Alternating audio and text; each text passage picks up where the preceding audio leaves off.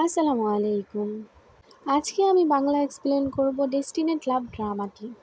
এই গল্পটিতে আমরা ফুলপরি এবং ইমমর্টাল রাজকুমারের ভালোবাসার গল্প দেখব। চলুন দেরি না করে শুরু করা যাক। গল্পের শুরুতে আমরা স্কাই প্যালেস দেখতে পাই। স্কাই প্যালেসে ইমমর্টাল প্রিন্সকে বলা হচ্ছিল তাকে স্কাই এম্পারর বা আকাশের রাজা হওয়ার জন্য পৃথিবীতে 3 জীবন কাটাতে হবে। ইমমর্টাল প্রিন্স লোকটির কথা শুনছিল এবং তার সামনে থাকা ফুলটার উপর জাদু প্রয়োগ করে। তার জাদু করার পরপরই ফুলটি জ্বলজ্বল করতে থাকে। ফুলটি জ্বলজ্বল করতে করতে অনেকগুলো ফুলের পাপড়িতে পরিণত হয় এবং এই ফুলের পাপড়িগুলো থেকে একটি সুন্দর ফুলপরিতে পরিণত হয়। আমাদের ইমমর্টাল রাজকুমারের নাম হচ্ছে বাইজে। সে হঠাৎ করে ফুলপরিকে দেখে অনেকটা অবাক হয়ে যায়। আমাদের ফুলপরি মেয়ে রূপে এসে অনেকটা খুশি। সে দৌড়ে আমাদের ইমমর্টাল প্রিন্সের কাছে চলে যায় এবং আমাদের ইমমর্টাল প্রিন্সের অনেক বেশি প্রশংসা করতে শুরু করে। ইমমর্টাল প্রিন্স তার শক্তি ব্যবহার করে ফুলপরির থেকে দূরে সরে যায়। প্রিন্সের সামান্য জাদু ব্যবহার করার ফলে ফুলটি ফুলপরিতে পরিণত হয়েছে। এ কারণে প্রিন্সের সাথে থাকা লোকটি প্রিন্সের অনেক প্রশংসা করছিল। আমাদের ফুলপরি আমাদের ইমমর্টাল প্রিন্সকে তার নাম কিং হুয়ান বলে পরিচয় দেয়।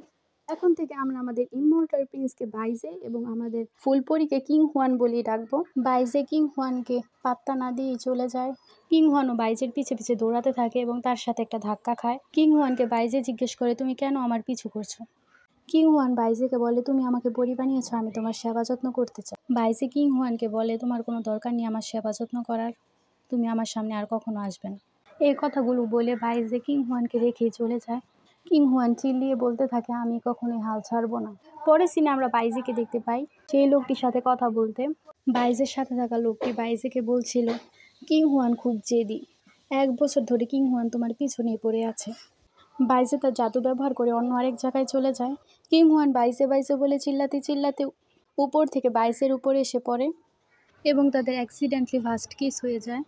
এতে দুজনেই খুব অবাক হয়ে যায়। পরের সিনে আমরা কিং হুয়ান এবং বাইজেকে একসাথে বসে থাকতে দেখি। বাইজে কিং হুয়ানকে বলছিল, তুমি আমার দ্বারা ফুল থেকে ফুলপরি হয়ে গেছো, তুমি এই সুযোগটাকে কাজে লাগাও এবং বেশি বেশি প্র্যাকটিস করো। কিং হুয়ান বাইজেকে বলল, আমি আজকে রাত্রে বজ্র নিয়ন্ত্রণ করার জন্য প্র্যাকটিস করব, কিন্তু তার আগে তুমি এই আপেলটা খাও। বাইজে তার পাওয়ার প্র্যাকটিস করছিল, তাই কিং হুয়ান বাইজের হাতে আপেলটি দিয়ে চলে গেল। পরের সিনে আমরা কিং হুয়ানকে দেখতে পাই, যে দাঁড়িয়ে দাঁড়িয়ে আকাশের বজ্রপাত দেখছিল। কিং হুয়ান ভাবছিল বাইজে অনেক খুশি হবে সে যদি বজ্রপাতের আঘাত প্রতিরোধ করা শিখতে পারে। তাই সে তার ম্যাজিক ব্যবহার করে বজ্রপাত প্রতিরোধ করার কৌশল শেখার জন্য আকাশে চলে গেল।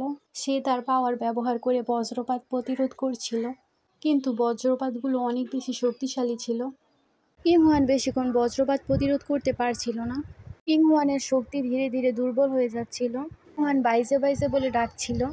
কিং হুয়ানকে বাঁচানোর জন্য বাইজে তার ফিনিক্স পাখির রূপ নেয়। কিং হুয়ানের শরীর অনেক বেশি দুর্বল হয়ে গিয়েছিল, তাই কিং হুয়ান আবার ফুলপরি থেকে ফুলে পরিণত হয়। বাইজে ফিনিক্স পাখি থেকে তার আসল রূপে ফিরে আসে। বাইজে কিং হুয়ানকে আবার ফুলপরি বানানোর জন্য তার হাত কেটে ম্যাজিক করে 1 ফোঁটা রক্ত দেয়। বাইজে যাওয়ার কিছুক্ষণ পরই ফুলটি জ্বলজ্বল করতে থাকে। কিং হুয়ান আবারও তার পরিরূপে ফিরে আসে। বাইজে তার জীবন বাঁচিয়েছে, এই কারণে কিং হুয়ান খুব বেশি খুশি হয়ে যায়। কিং হুয়ান দৌড়ে দৌড়ে বাইজের কাছে যেতে থাকে, কিন্তু কিং হুয়ান বাইজেকে পায় না। কিং হুয়ান এই লোকটিকে জিজ্ঞেস করে, বাইজে কোথায়? লোকটি কিং হুয়ানকে বলে, বাইজে পৃথিবীতে চলে গিয়েছে, বাইজেকে পৃথিবীতে 3 জীবন কাটাতে হবে। কিং হুয়ান লোকটিকে বলে, আমিও পৃথিবীতে যেতে চাই, কিন্তু লোকটি কিং হুয়ানকে পৃথিবীতে পাঠাতে রাজি হচ্ছিল না। কিং হুয়ানের অনেক বেশি জোরাজুরিতে লোকটি তাকে পৃথিবীতে পাঠাতে রাজি হয়ে যায়। পরের সিনে আমরা পৃথিবীর দৃশ্য দেখতে পাই। এই মেয়েটির নাম হচ্ছে লিনিউ। ডেমনদের সাথে তাদের মারামারি চলছিল। হঠাৎ করে একটি ডেমন লিনিউর উপর আক্রমণ করতে যায়, তখনই বাইজে এসে তাকে বাঁচায়। বাইজে লিনিউকে জিজ্ঞেস করে, তুমি কি ঠিক আছো? তখনই অনেকগুলো লোক ডেমনের এই গুহায় প্রবেশ করে। সবাই বাইজে এবং লিনিউর অনেক বেশি প্রশংসা করে ডেমনদের হারানোর জন্য। তারপর সবাই চলে যায়। বরফের ভিতরে একজন রহস্যময় মেয়েকে দেখতে পাই। পরের সিনে আমরা অনেকগুলো ডেমনকে দেখতে পাই, যারা পালকিতে করে একটি মেয়েকে ধরে নিয়ে যাচ্ছিল। বাইজে এবং লিনিউ এই রাস্তা দিয়ে যাচ্ছিল। বাইজে এবং লিনিউ মেয়েটিকে বাঁচানোর জন্য ডেমনদের সামনে এসে পড়ে। বাইজে এবং ডেমনের মধ্যে মারামারি শুরু হয়ে যায়। যে লোকগুলোকে ডেমন বশ করেছিল তারা মুক্ত হয়ে যায়। সবাই পালিয়ে যাবার পরে বাইজে কিং হুয়ানের কাছে যায় এবং তার হাতের বাঁধন খুলে দেয়। বাইজে ডেমন কিংকে ধরার জন্য পালকিতে গিয়ে লুকিয়ে পড়ে। এদিকে কিং হুয়ান এবং নিউকে দেখতে পাই তারা গাছের পিছনে লুকিয়েছিল। এমন রাজা কিং হুয়ানকে ধরার চেষ্টা করছিল। বাইজে তার পাওয়ার ব্যবহার করে কিং হুয়ানকে প্রোটেক্ট করে। কিং হুয়ান পড়ে যেতে নিচ্ছিল, বাইজে তাকে বাঁচিয়ে নেয়। কিং হুয়ান বাইজেকে বলছিল, তুমি আমাকে বাঁচিয়েছ, তোমাকে রিপে করার জন্য আমার কাছে কিছুই নেই, তোমাকে বিয়ে করা ছাড়া।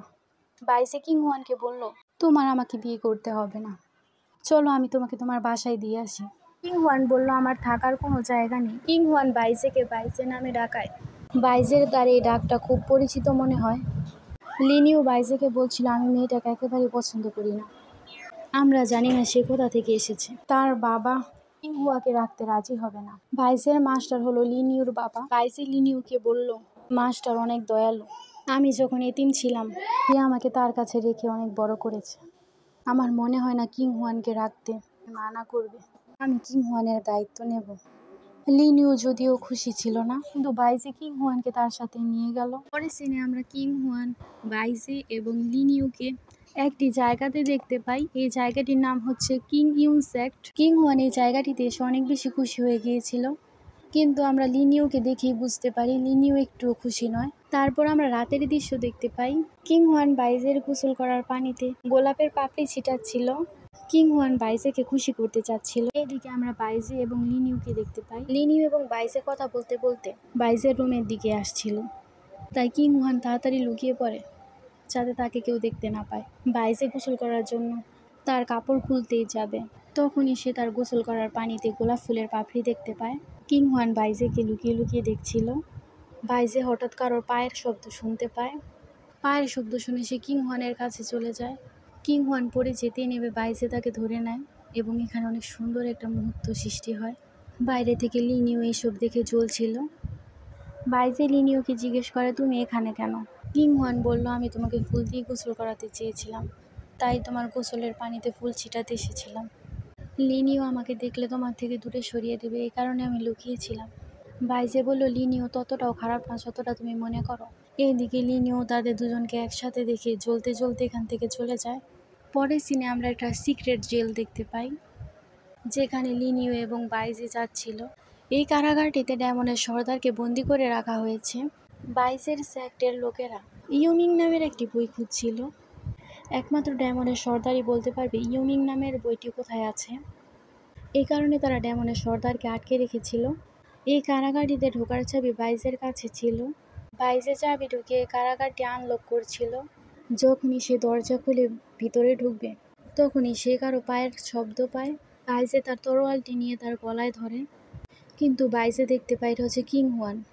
বাইজে কিং হুয়ানকে জিজ্ঞেস করে, তুমি এখানে কেন এসেছো? তখনই লিনিও এসে বলে, তুমি এই নিষিদ্ধ জায়গার খবর নিতে এখানে এসেছো। কিং হুয়ান বলল, আমি জানতাম না এটা নিষিদ্ধ জায়গা। কিং হুয়ান বাইজেকে বলল, আমি তোমার পিছনে পিছনে এই নিষিদ্ধ জায়গায় চলে এসেছি। বাইজে বলল, এটা আমারই দোষ, আমি আগে তোমাকে বলিনি এটা নিষিদ্ধ জায়গা। বাইজে কিং হুয়ানকে এই জায়গা থেকে চলে যেতে বলে। এই ড্রামাটির ফার্স্ট পার্ট এখানেই আমি শেষ করলাম। পরের পার্ট আমি খুব শীঘ্রই আপলোড করব। Thanks for watching. আর যারা যারা আমার ভিডিও দেখেছেন তারা সবাই প্লিজ সাবস্ক্রাইব করবেন এবং লাইক এবং কমেন্ট করার জন্য অনুরোধ রইল।